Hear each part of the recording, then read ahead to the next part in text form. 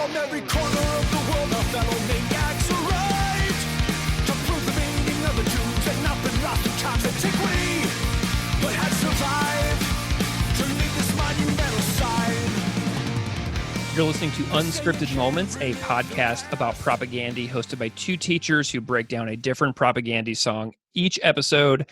Today, we are talking about Banger's Embrace, track 11 from Supporting Caste. This is Greg. This is Keith. I'm really excited because this is our first episode where we're actually going to talk about a song. I picked this song, The Banger's Embrace. What was your reaction whenever I sent you that text message saying, I think this is the song that we should start with? How did you feel about that?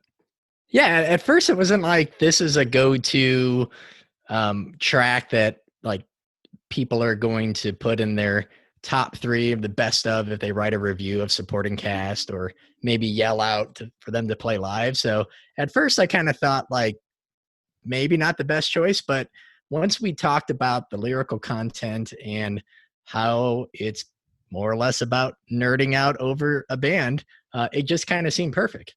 Mm-hmm. I mean, what we're doing right now is essentially what I consider Banger's Embrace to be a musical version of what we're doing right now. For sure. Yeah. So the reason why I like this song so much and the reason why I chose it is because to me, this is just like an absolutely a song that any person can relate to, whether you like this band, whether you've never heard of this band. If you put on this song for somebody and you ask them to look deeply into the lyrics, I think that most people who have liked music at some point in their life have had a favorite band throughout their lives. This is a song that I think would, kind of speak to anyone. And I'm really excited to start here. So Keith, you went down a big time rabbit hole with this song this week. You are the resident metalhead, and you did some research on this bad boy. So why don't you go ahead and tell us what you found out about the Banger's Embrace and the backstory that you discovered when you were looking at all this stuff? Yeah, so basically this track is about seeing the Canadian thrash band Sacrifice play their first show in something like 15 years as a one-off, headlining the Day of the Equinox 2 festival in September of 2006 in Toronto at the Opera House, which you've visited, you've been to? Yeah. So like, this is such a crazy detail because whenever you said, so the first line in the song, if anybody reads the lyrics, says, "The day the equinox arrived, our pilgrimage began." And it's about them going to this concert. And so I always thought it was like a seasonal change, like the first day of a new season, like when we think of equinox. But yeah, same. Yeah. So your research discovered that this is like a festival. And it was held at this music venue right down the highway. So I live in Buffalo, and Toronto is like an hour and a half if you hit no traffic. And I was at the Opera House last September to see the band Strung Out. And so whenever you discovered this and you found that it was at the Opera House, I was just there 7 months ago seeing Strung Out on the tour for Songs for Armor and Devotion, which is their newest record, which is super rad. But I've been in that room. And so, I'm looking at the Sacrifice and Propagandhi split 7-inch inside cover on my screen right here. And the picture is of Todd and Chris from Propagandhi in the front row against the barricade at this concert at the Opera House. And it's virtually identical to the spot that I was standing in at that Strung Out show like 7 months ago. So it's episode number 1, and you already have a connection to a track that you weren't expecting or didn't know about before. Absolutely. And I never would have thought that, I never would have thought this. And I actually just bought that Sacrifice Propagandhi split 7-inch online. It's in the mail to me right now. So I'm excited for that to come in the mail in a few days, because then I'll actually be able to hold that picture in my hand and look at it. Yeah. So what else did you find out about this festival? Yeah. So Sacrifice played their first show in something like 15 years. They're considered one of Canada's big 4 of thrash. So if the big 4 of thrash is Anthrax, Slayer, Metallica, and Megadeth, Canada's big 4 is Voivod, Sacrifice, Razor, and Annihilator. And Mm. they're a band that I don't really know too in depth.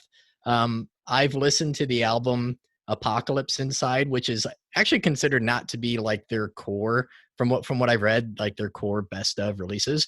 And I really dig that album. It kind of plays a little bit closer to, I think, early to mid 90s death metal. There's high vocals, it's mid tempo, it's really melodic. It's not super thrashy. But so if you like death or not, Cynic, Atheist, those sort of bands, I think you might enjoy that album at least. But then I kind of went back to listen to them even more for this. And Forward Determination, as someone who hasn't really listened to it, like, since being a teenager, like the members of the band, it's super technical, it's progressive, it's catchy. And I grew up with Pantera and Anthrax and Slayer and kind of those entry level bands to an extent. But I could totally see myself putting this album, Forward Determination, on maybe before some of those records that I first kind of got me into, extreme music or thrash or metal. Dude, I could not agree more. And for years I've been reading the names of these bands, these big Canada bands, in interviews with Chris or Todd from Propagandhi or Jord. And I didn't listen enough because I think for a long time it was hard to find, like before the prevalence of digital music. Like I just couldn't find the stuff in Missouri where I was.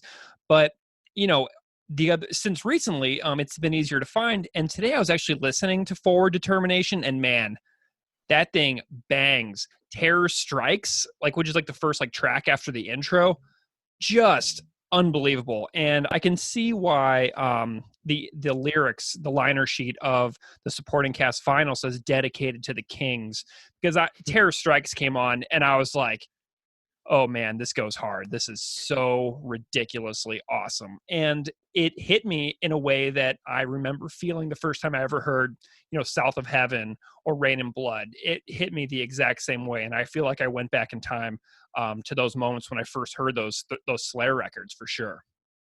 Yeah, it is definitely not a grower, as people might say. I mean, it kind of hooked me right away listening to Forward Determination. So we definitely recommend that to understand the song and to understand the history behind this track. You mentioned some other bands. Have you ever listened to Voivod, Razor, or Annihilator?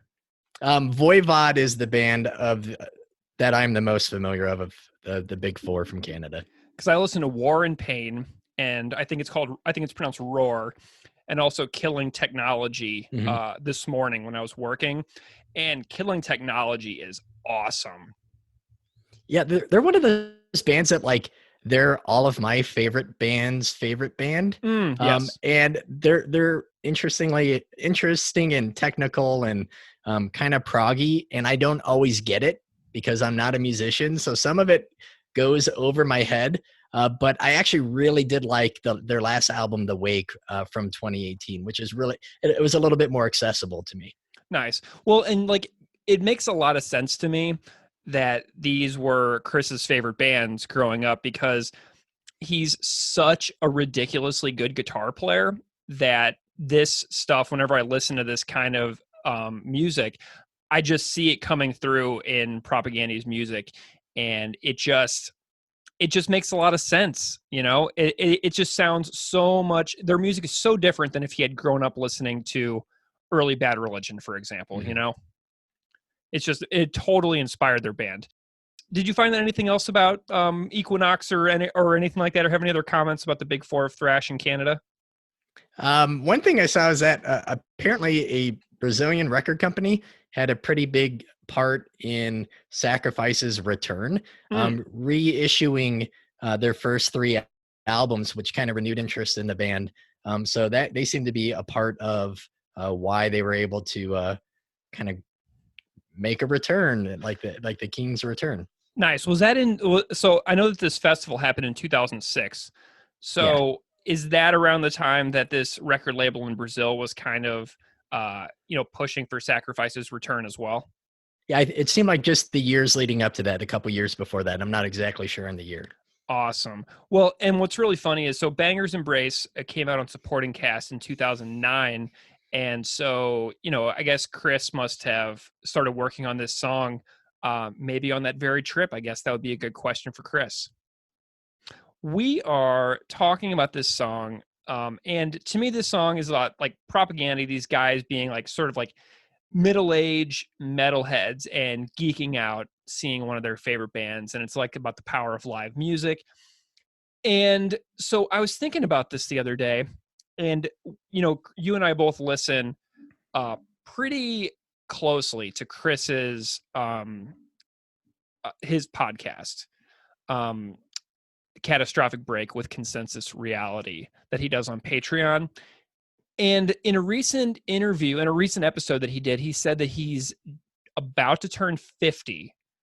So 14 years ago, 2006, when this festival occurred, Chris would have been approximately 35 or 36 years old. And so he's writing about this festival, which like ties these two parts of his life together: his teenage Chris and his mid 30s Chris, or as he would say, his mid teens Chrissy and his mid 30s Chrissy. And you and I now are both 36.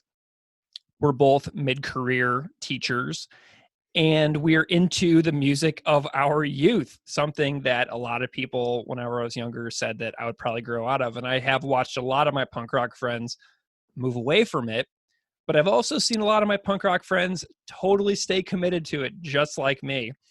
And, with Chris being almost 50, he wrote this song when he was pretty much exactly our age, which is extremely relevant to me because it makes me feel like it's okay to retain that part of my youthful identity, Oh, for sure. I still go to festivals with friends and spend way too much money on music, whether that's concert tickets or vinyl or band merch. It's definitely my biggest hobby, my biggest interest outside of work.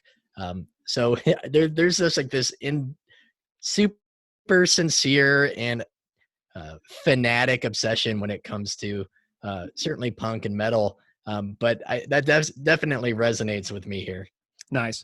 What did you find out about the music, or whenever you were reading about this? What did you think about this?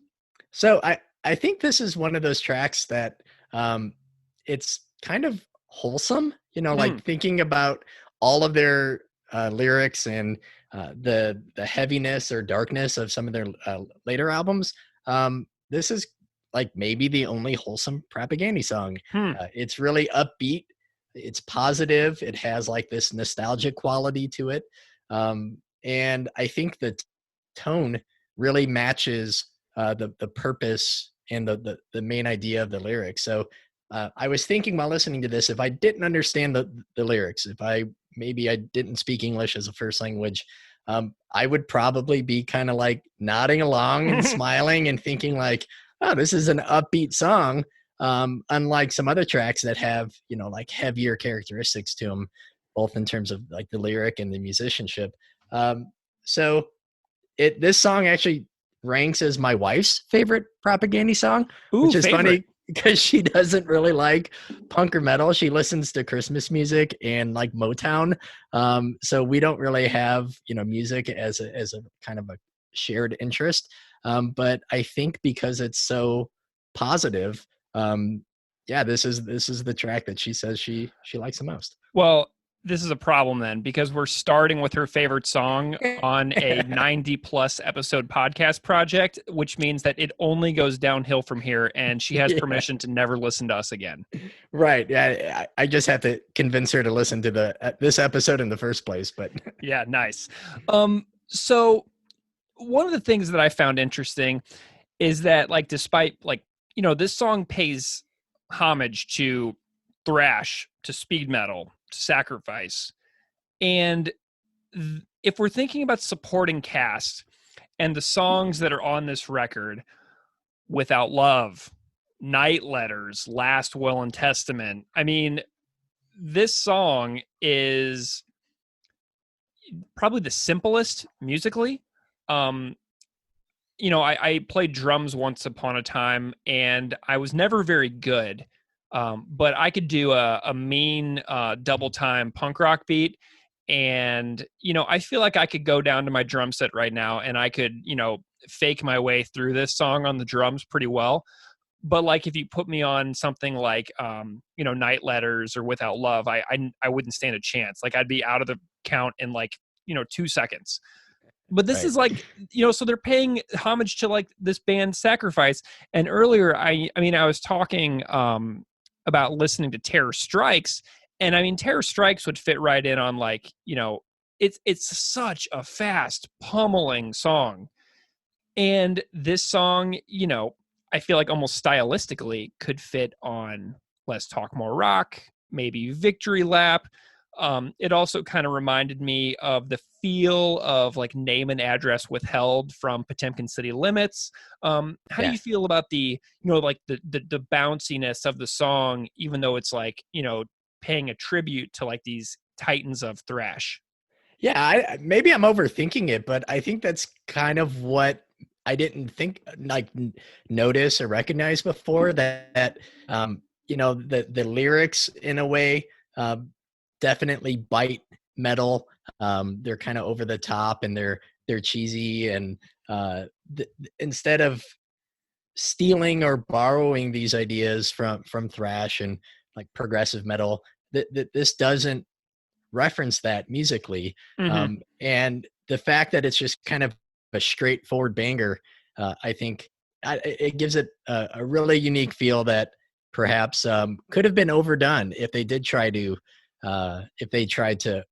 be overly noodly or overly thrashy. So maybe they're even saying that they couldn't because they're calling them the Kings. Yeah, and maybe they wouldn't have been able to take that. Like Chris is like really good about not taking himself too seriously. Like he's super like self-deprecating in a lot of ways in a lot of his podcast episodes where he's talking about the band. And so like I feel like he just put this one together and just had a big smile on his face the entire time. Yeah, and this kind of encapsulates their I think identity and sound for sure. You have punks who really love metal. Yeah. Yeah. I mean, and Chris is one of them, and you're one of them, and I'm one of them for sure. So it hits that. So let's talk about these lyrics, man. Right. These lyrics are hilarious. And it starts off with their journey. It's like they're going on a hero quest. Like it's like Epic of Gilgamesh, line 1, right? We're going on this journey, and it's a pilgrimage, and it's like, we're going to face these challenges. And I don't know why I'm talking like that, but anyway, so they go 1,200 miles, a cruise missile to our unholy land.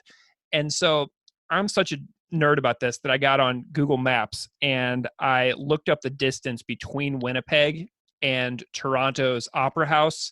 And from downtown Winnipeg to Toronto's Opera House is 2,077 kilometers, which translates to 1,290 miles in a car, which is one hell of a drive. That's impressive. I was thinking back to my longest trip I took for a show, and it was Chicago to Nashville, which doesn't come close. Yeah. I mean, they must have flown though, because they're in a cruise missile, right? So they're like, they're dramatizing on the whole airplane thing. I didn't think, I kind of just got the feeling that they were in a van. Yeah. Interesting. Yeah, I'm wondering if they drove or if they flew. But what's really funny is like, so it's closer to 1,300 miles. I think if you do the conversion, if you drive, especially if you stay within Canada, the mileage is less if you go down through the States from Winnipeg over to Toronto. Like the mileage is less if you drive down into the US and then back into Canada later. But 1,300 miles, a cruise missile to our unholy land doesn't sound as good as 1,200 lyrically. Right. Yeah. So, there's a lot of like, I know you were thinking about some other stuff as well. What do you think about like some of the, like the over the topness, some of the roots in fantasy or battle? Like, what were you thinking about with some of that stuff? Yeah. It seems to be kind of meta. I said the song itself is obviously, I think, pretty straightforward and punk. but the lyrics are over the top. They're hyperbolic. They have that cheesy element that's rooted in fantasy and battle and D&D. They stormed the stage, a thrashing rage. Descending lights had scorched the plains, returning kings back to reclaim lost disciples that remained to tend the flames. I mean, that's all super over the top. Yeah. Seeing a band live, but if you're into underground music or any music that you love, I mean, it's the world to you. Yeah. It's like it can feel like the most important part of your life. And those words like remind me of something that would fit right in, like within like Sabaton or a Sonata Arctica record or It's kind of more power Dragonfest. metal. Yeah. Yeah, totally. And I've been listening to so much Unleash the Archers lately that it like 10,000 against Yeah. one off that Right. amazing Unleash the Archers record, Apex. And, that just reminds me of this. And every time I hear that stuff, I just want to be like, yeah, I just want to pump my fists in the air. So like that totally reminds me of the imagery that this song is putting forth within these lyrics. Yeah, I definitely like faux leather spikes, flames in the background and dragons. I get that feel as well. Tell me about the nostalgia that this track elicits for you. I think the song is about like rediscovering a band in a way and reliving the past. So it's not just, I think, just a back in the day track though. Like, when this music meant a lot to me then. I also see it as like a commentary on music and listeners and fans now. So clearly the band Sacrifice had amassed this like cult. People came from all around the world, they say in the song. They pulled fans from around the globe, but they were still able to blow away the crowd after like a decade and a half. So I found an interview where an interviewer asked Chris Hanna basically about, like fans and the changing tastes in music. And he said like that someone in Sacrifice told him people just stopped listening to him, that they were playing the same music. They were playing great music, but they stopped coming to shows. And so for me, like, it seems like it's not just about nostalgia. The band was just as good as they ever were, but you have this shift in extreme music taste in the early 90s, moving away from thrash, moving more toward death metal, that unfortunately you had this band kind of overlooked and then forgotten because that's no longer what the underground mainstream was really listening to. Interesting. Did you find anything about it like the end of Sacrifice's popularity? Like how did their ending come about? Like I think they maybe it was in like the 90s. Like what did you find out about that? Yeah, they it seemed like they toured with Death around North America, around the US. And after that, it was not long after that they were dropped by Metal Blade. Oh, And interesting. yeah, and that was it until this Brazilian record company came along, started re-releasing their albums, and people started listening again. I wonder what the guys in the band did in between those time periods, in those 15 years where they weren't around anymore. Did you find anything like that? Oh, I don't know. Yeah, I'm not sure. That'd be a great question. I bet Chris would know. Yeah, right. And so as I'm listening to this song, these lyrics hit me as a lifelong music fan. My first show that I ever saw was the Mark, Tom, and Scott lineup of Blink-182 in 1998 on the Dude Ranch tour. And then 2 months after that, I saw NoFX on their So Long and Thanks for All the Shoes tour, and Bouncing Souls and High Standard opened up. And, after that, I started seeing like Alkaline Trio at a tiny little venue in St. Louis. I remember seeing Diesel Boy and Teen Idols and FYP, No Means No, like all these amazing bands that I saw like before the year 2000. And I mean, whenever I saw, Alkaline Trio, in 1998, they were just playing their album like God Damn It and like the EPs and stuff like nonstop. And then when Alkaline Trio did their Occult Roots tour in like 2006 or 2008, which is like it was an anniversary where they just played that same record. So I saw them would play in these tiny little room where I'm right in front of Matt Skiba, and he just opens up a Cringe off God Damn It. And then I saw that exact same thing like 10 years later in a room that holds 2,500 people. Right. And I'm standing right in front of Matt Skiba again. And all of a sudden I felt like I was, 15 all over again. So this song, Banger's Embrace, just punches me in the heart because he says, they say you can't relive the past, but as the lights went down, it all came rushing back, half a life away. The night, for the first time in a lonely life, a young soul took flight. And that is just so absolutely beautiful to me because I've had exactly those moments. And, I've met Chris Hanna a couple times at shows over the years. And, I don't know the guy, but those are moments that like I could tell him like something like this when I felt like that way. And he has that same feeling. And no matter who you are, no matter how much you know somebody or don't know somebody, if they're a stranger, that's just a moment where if you're a music fan, you just get it, Yeah, you have this perfect resonating lyric in the middle of a kind of an upbeat, funny, cheesy song. But that part I think is definitely what I connect with the most as like someone who's been listening to metal and punk for the last 20 plus years. I agree like that. If I were going to pick a lyric from this track, it would definitely be that. Yeah. And, I also cracked up some of the other stuff too, because we're recording this. And so it's May 20th and we're still in this ongoing COVID-19 global pandemic. And I read the line, half head in a whale shirt went and breathed it in face. I didn't care, could not impair this rhapsodic transcendental state.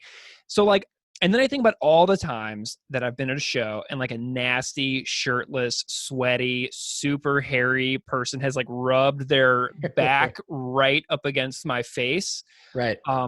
And then I think about like, oh my God, I'm seeing like Wilhelm Scream or Bad Religion right now. And I'm covered in this dude's back sweat.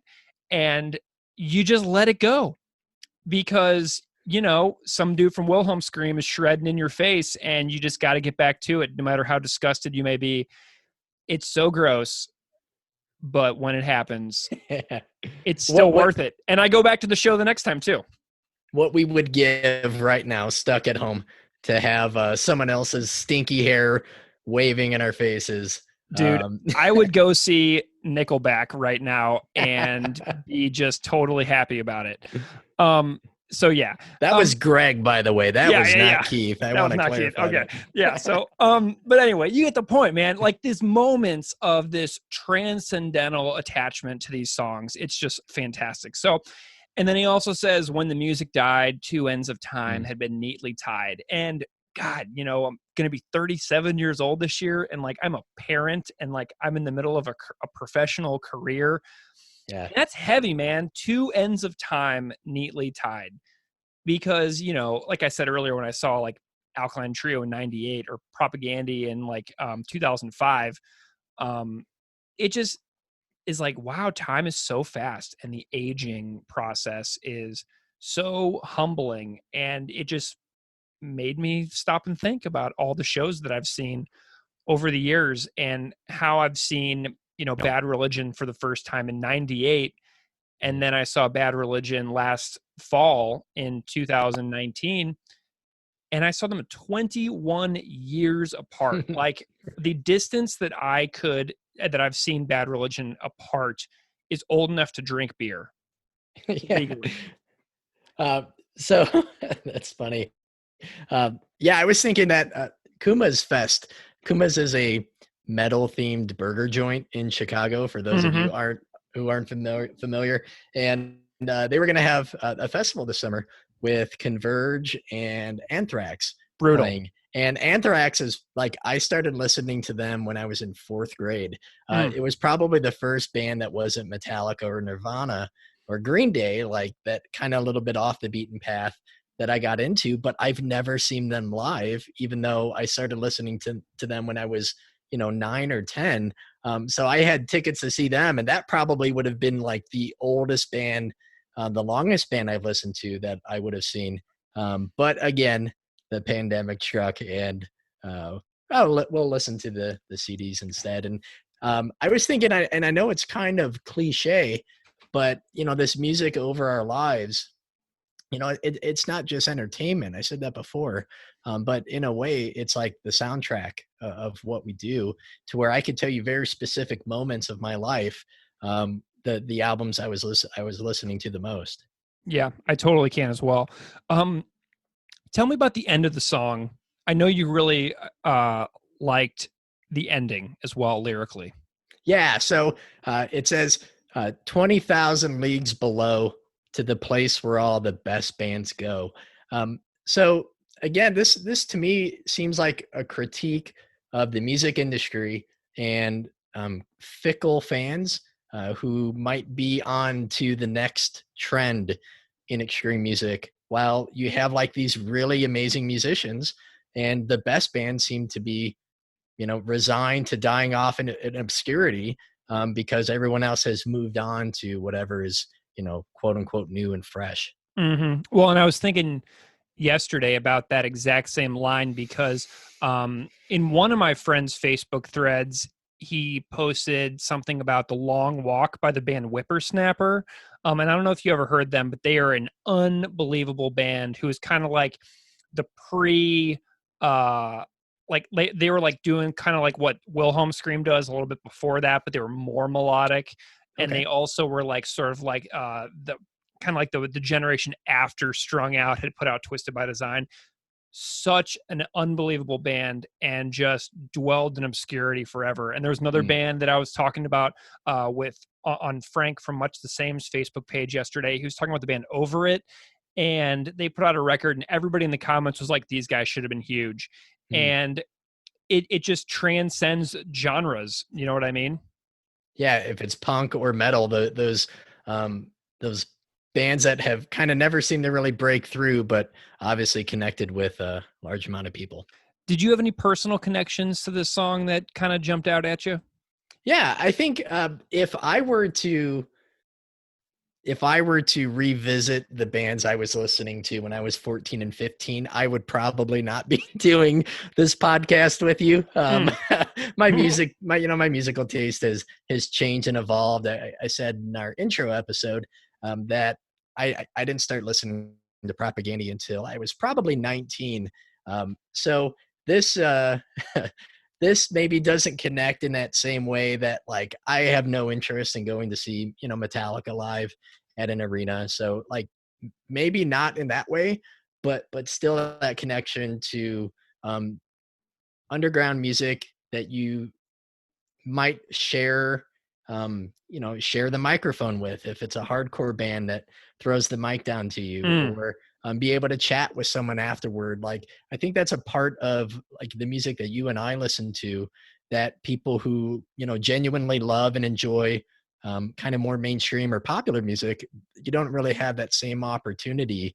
So there's definitely like a connection with the band itself that, we get to routinely, benefit from. And, if you listen to any Propagandhi interview or read any interview they've ever given, everybody asks them about their favorite bands. And it's like the same, they give the same answer every time. Like they always talk about Sacrifice. They always talk about SNFU. Mm-hmm.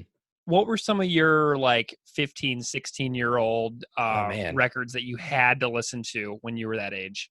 I'll think about mine too. Tell me yours first. Yeah. A lot of Metallica. Yeah. A lot of Metallica, pretty much up until the Black Album. I kind of started getting into the Deftones, Rage Against the Machine.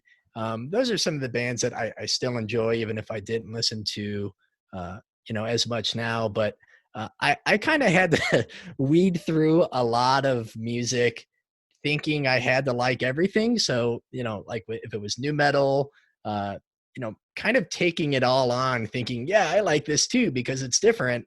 And then, playing it enough to go, yeah, I actually most of this I don't like. So there was this weird period of trying out everything before I kind of leveled off to where I am now. Mine were like AFI, Black Sails in the Sunset, Yeah. Alkaline Trio, God damn it, for sure, and Maybe I'll Catch Fire. Strung Out, Twisted by Design, and Suburban Teenage Wasteland Blues, straight up, like just inject those two albums into my veins. Let's see, what else would there be? No Use for a Name, Making Friends, Pennywise, Unknown Road, Pennywise, About Time. Mm-hmm. You get the gist. You know where my Yeah. sound was. And then like I talked about in episode 1, I may or may not have stolen How to Clean Everything and set that off, but then I didn't get back into Propagandhi until 2001 when Empires was about to come out. So for me, it was like all that other stuff, and then Propagandhi snuck back in there as like kind of like a late comer, and then just stole the show for me with Empires. Well, your lineup has aged a lot better than mine. Like I said, yeah, Rage, Deftones, sure I still like, but there are so many bad new metal bands I can't even think of them all. Dude, I listened to White Pony on my run the other day. Oh, yeah? So good. Okay. Yeah. So, this song is about youth Mm-hmm. and the power of music. You are a teacher and you talk about music with your students. I do a little bit, but I think you do more. Tell me a little bit about some like lessons, some teachable moments that you would convey to students if you were talking about a song like this. Like, what does this mean to you? Yeah, so I host an after-school music club called the Highland Headbanger Society. I did it a couple years ago, and I had some students join, mostly 8th graders, and then the interest kind of waned, and the students fell off. They didn't really keep coming, and then this year, a couple kids approached me and said, "Hey, we heard you used to have a metal club. Like, could you start that again?" I'm like, "Oh, Yeah. for sure. Yeah, if you want to, let's do it." So we just hang out after school every Friday for an hour, and I just go around the room and ask everyone to pick a song.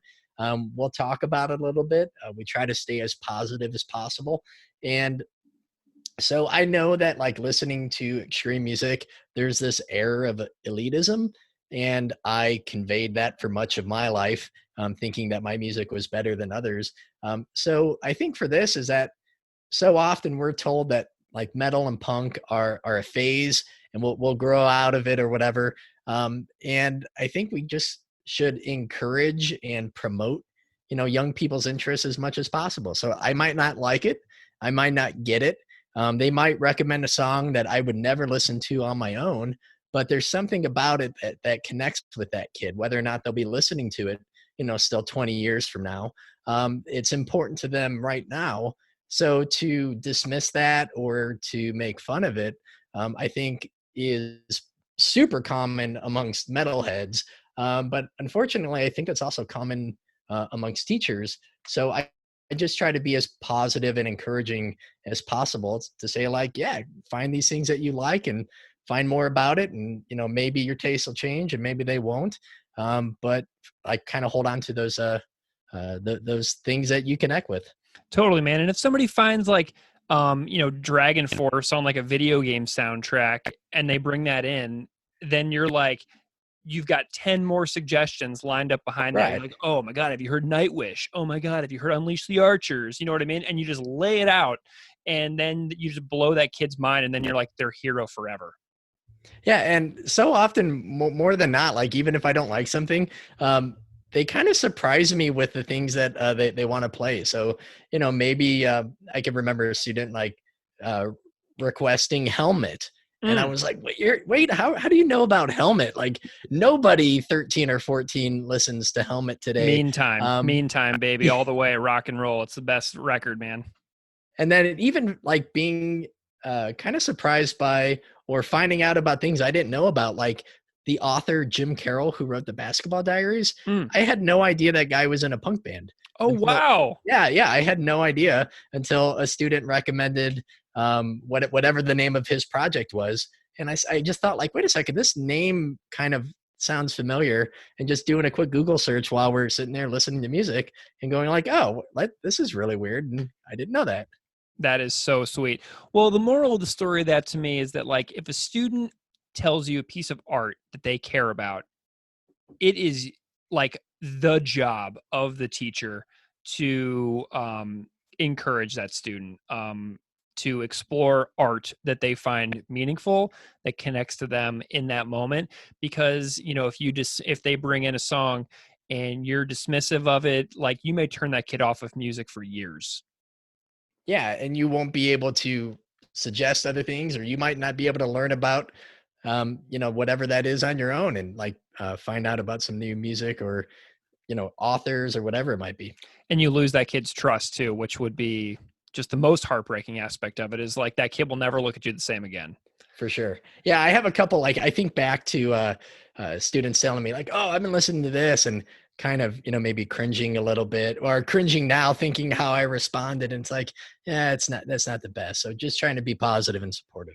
Nice. Well, and so this song, The Banger's Embrace, off Supporting Caste, is so much of it is also about the power of live music. And so throughout this show, I know that you and I have talked about promoting organizations that we find to be doing important work, sometimes related to the song, sometimes just something that we found that we feel like suggesting or talking about on the show.